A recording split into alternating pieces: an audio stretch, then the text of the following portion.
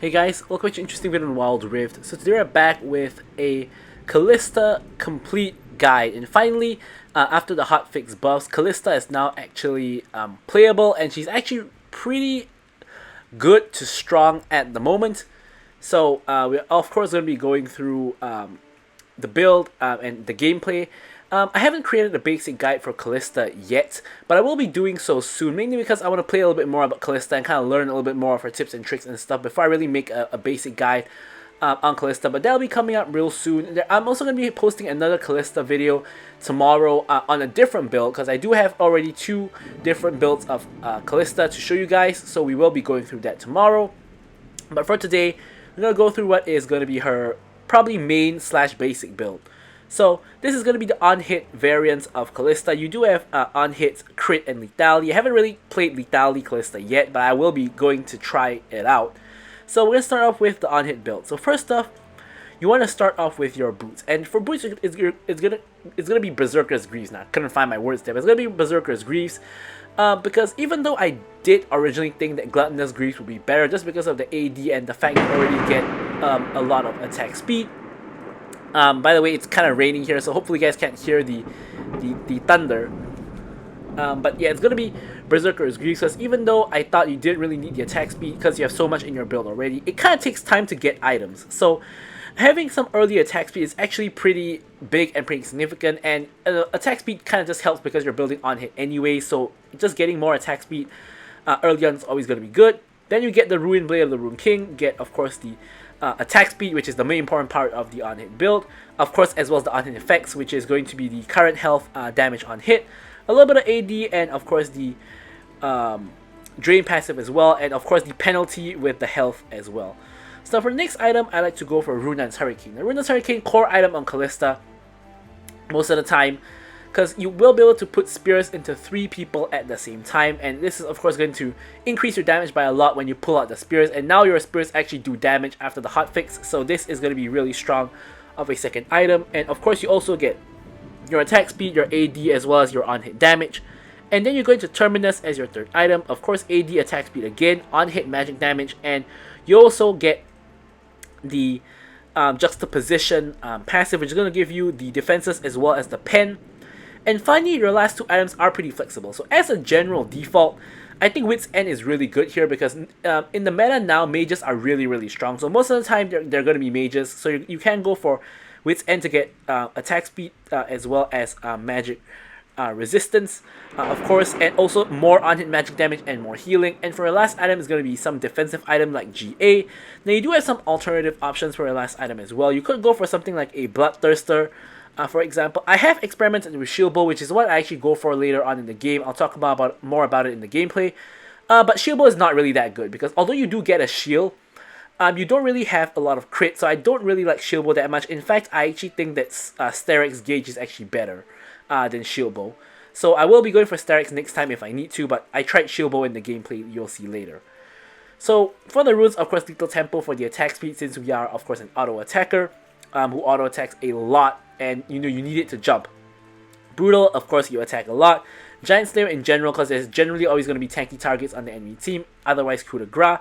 And here I like to go for Bloodline, because we already have enough attack speed from the build. We don't need Legend Alacrity at all. And of course here you can go for Bone Plating, or you could go for either Hex Flash or even Sudden Impact. Like Sudden Impact, Kalista actually gets damage from all of her jumps, so Sudden Impact also really good. So yeah. And for the spells, I like to go for Flash together with Exhaust. I think Exhaust is really good for 1v1 dueling, and I find that Kalista is 1 HP a lot of the times. Again, a lot of those 1 HP fights, so I think that you know, Exhaust is really key here.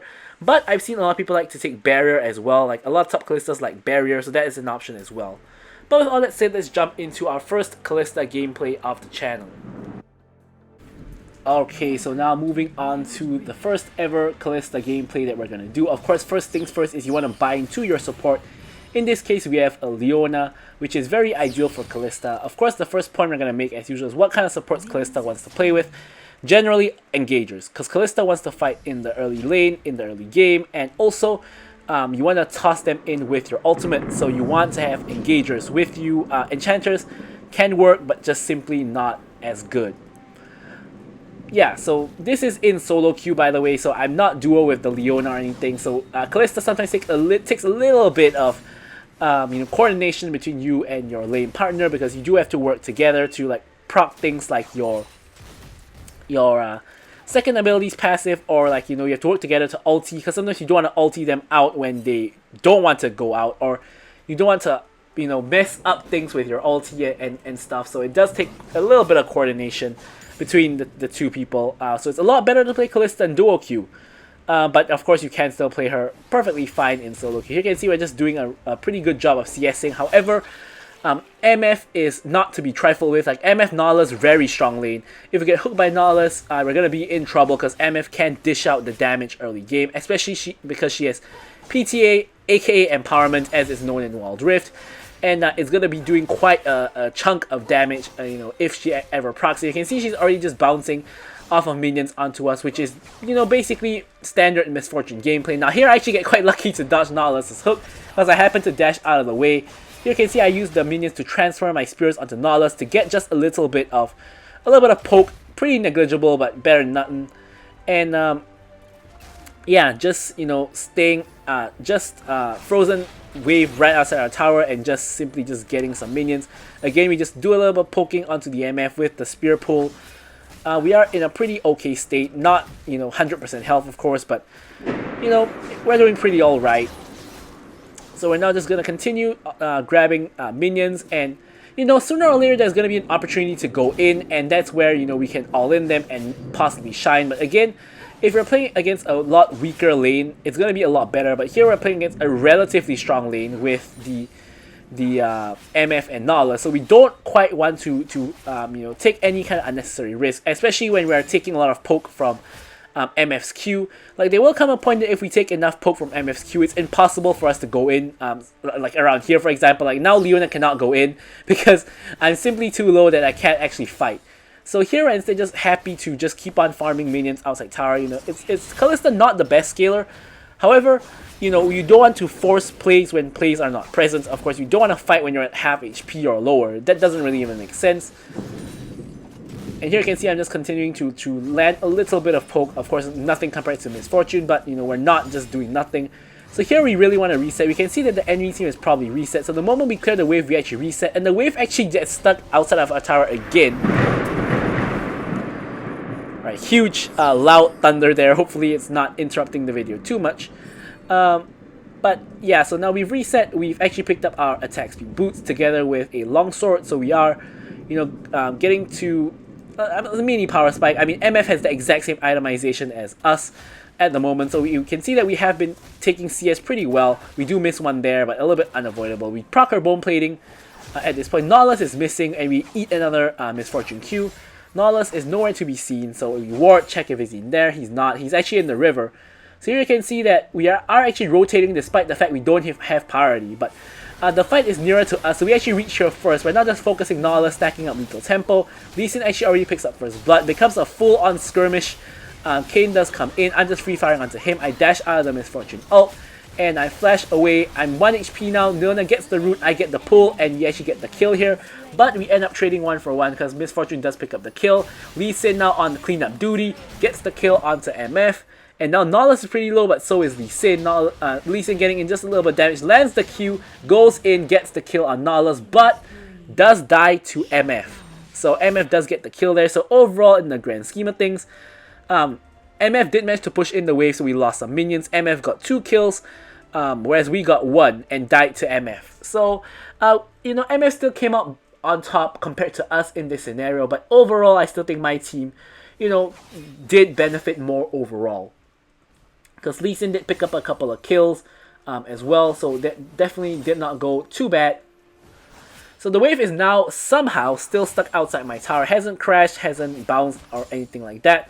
It's now just still stuck at default position outside the tower. So we're still in a very solid spot in a sense that we can go in on MF, pretty easily. Here I ult Kalista in, ult Leona in, sorry, and I'm focusing MF. You can see I exhaust her. I'm like 1 HP, but just look at this. I just kite her out, pull out the spears, and we actually just burst her down. I dodged the Nautilus hook using the dash, and now just dashing away, and just kill Nautilus. Like, like it was at this point that I realized that wow, like Kalista is like actually pretty strong now, because previously you did no damage, so you could still do that, but the only difference is that you wouldn't actually kill people. So now you know, having the damage on the E and the Q increased, you can actually make plays like that, which is what you should have always been able to do anyway. You can see we're like 1 HP, but we exhaust Misfortune, who has all front-loaded damage, and we have back-loaded damage because of the spear pull.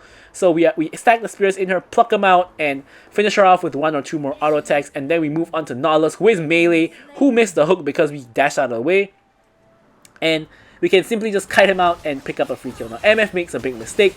She's overextended, gets slowed by Leona. Leona does get the engage on, and you can see we just finish her off, spear pull, auto, and we get another kill.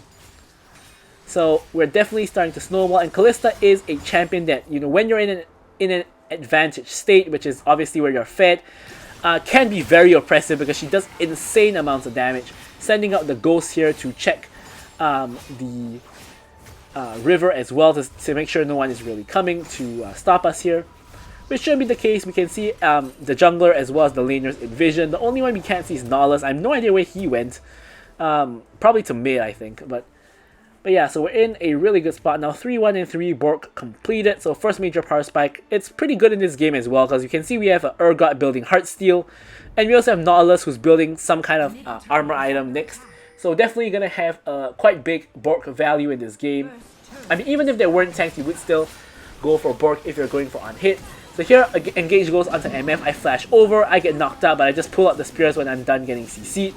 Now Kayn is here, and here you can see Draven's here as well, and here I'm just kiting back the Kayn, we eat a little bit of Draven damage, we ult in Kalista, dodge Nautilus hook, you know, pull back on the Kayn, and here you can see Draven tries to dive us, but we get the fruit, we survive, and we now go on to Nautilus, getting the kill onto him as well. Like, this is just peak, you know, Kalista shenanigans right here. Impossible to kill just because of how mobile you are with your mobility. And yeah, I feel that this video is this gameplay is just really kind of just showing what Kalista can really do with all of her dashes and such. Like, it's just really so strong. Is Kalista, you know, now that she has gotten the hotfix, and you know, she's now not just complete garbage in terms of damage. Now that she has the damage, she's definitely a very strong champion, not to be trifled with.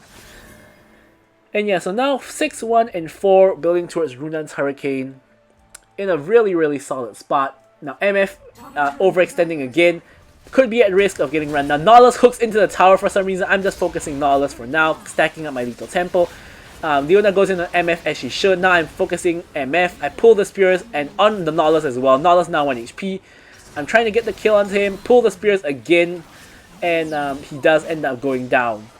So yeah, 2 more kills into the pocket of the Kalista. Now 8-1 and 4. Completely insane how much damage Kalista does now. We get the tower as well. And yeah, now we can rotate mid. So in case you guys were wondering, I did test out crit Kalista. Like, by crit Kalista I mean like Bork into Runans, into Shield Bow, IE, and more Reminder.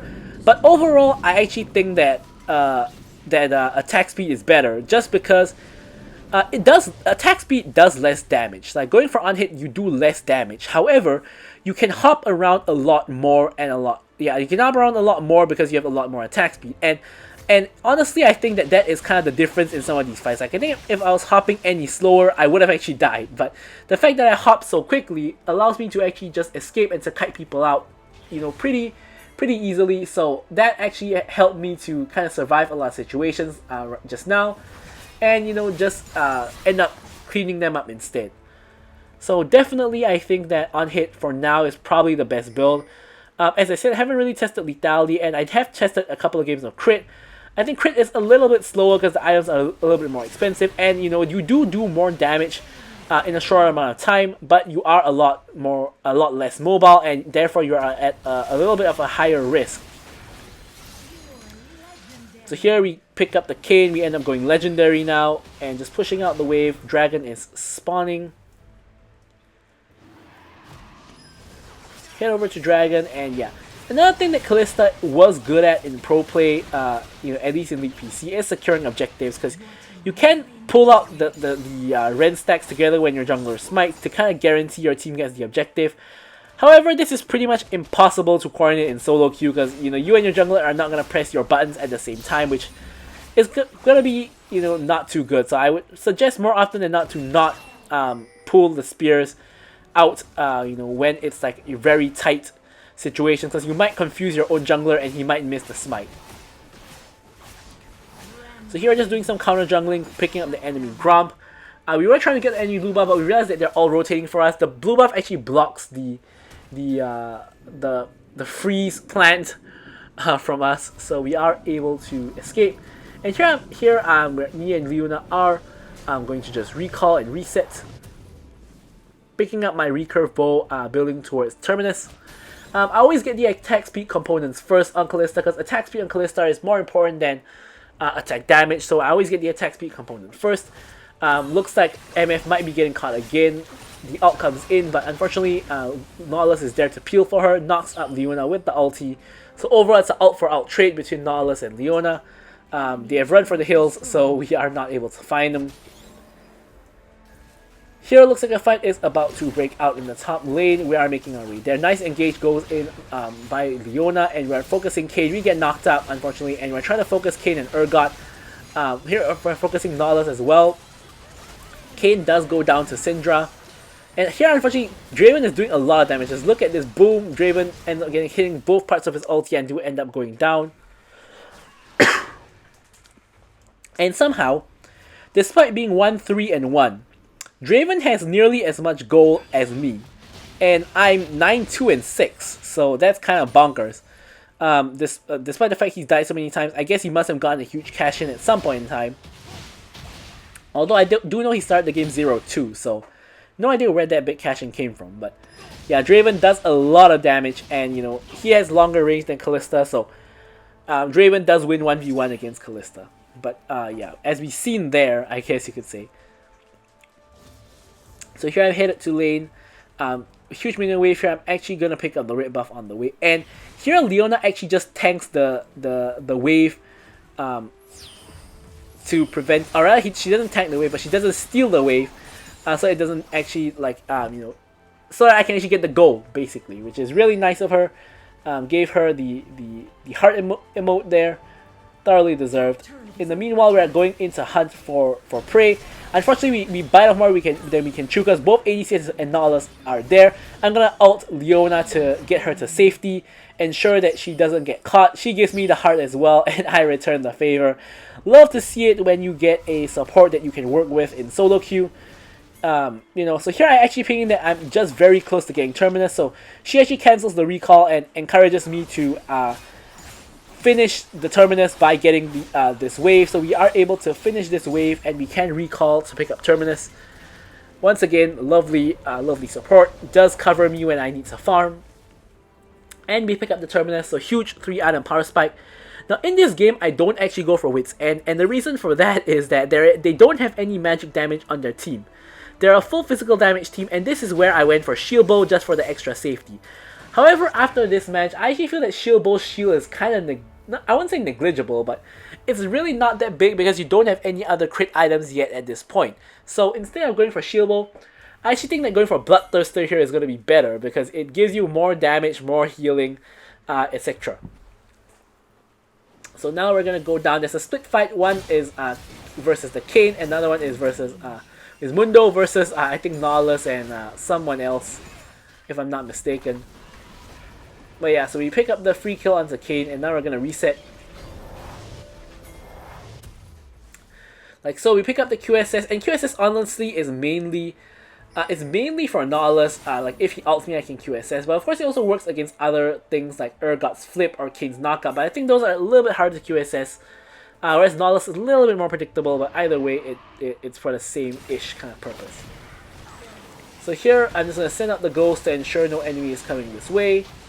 And then we're just going to focus the dragon and probably get a free dragon yet. We get a free dragon and free ice dragon soul as well. Nautilus kind of face-checking into the team, and we're just going to quickly finish him off. Syndra goes unstoppable. Now, there is a 1v1 with Urgot against Mundo at the top lane, so we are making our way there to try to help him out. And then we're going to look for Baron. Now instead of helping out, I'm actually kind of just kiting away, kiting towards him and picking up minions at the same time, because you can see that my team not really doing that.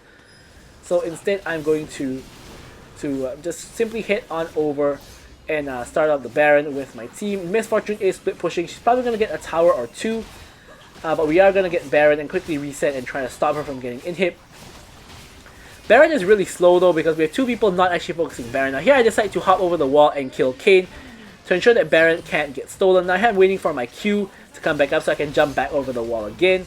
We do pick up Baron, and unfortunately because of the amount of time we took, MF actually does get the inhib. So now since Leona is already backing, I'm not actually going to back to clear the minion wave. Instead I'm going to push in the mid lane. And only now am I going to back because I'm realizing that Leona's having a little bit of trouble clearing wave by herself because she's not really meant to wave clear. So here, as you can see, I pick up the Noon Quiver, which is building towards Shield Bow, but as I said, I don't quite recommend it. I think Bloodthirster is better if you don't need to go for Wit's End.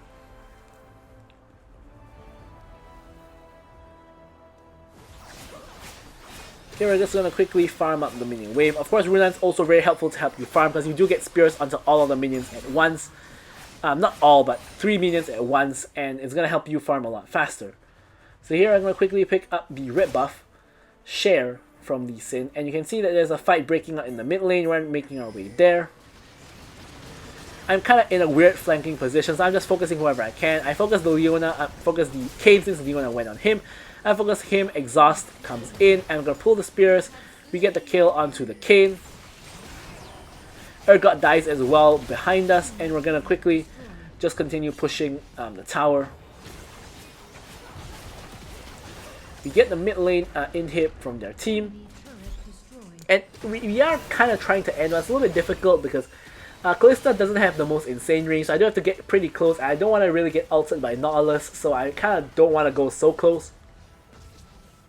And of course, really difficult to kill them under tower as well. I say that, but not too difficult for Syndra apparently, only just difficult for me because I don't have any range. So here I'm trying to get my team to retreat because we can't really end the game on this push because they are having multiple respawns coming through. But looks like Syndra is very interested in just doing damage to them. Unfortunately, I tank a huge Draven Axe and I end up losing like half my health from one auto attack. Kind of insane. But Draven does has triple crit item now, so here I complete my Bloodthirster and I'm headed back. My team actually got their recall cancelled because the enemy team came out of the base. I'm actually going to rejoin my team where I think a fight's going to break out. There it is. The fight is breaking out. I'm trying to get there as quickly as I can. Let's focus the target closest to me, which was the Urgot, but now is the Kayn. So we kill the Kayn, we kill the Urgot, and the rest of the enemy team except Nautilus has been taken care of by my team. So with that, we can simply just end the game, or they actually surrender. So there we have it. I'll leave you guys with the stats as usual. Thank you guys so much for watching the video, and goodbye.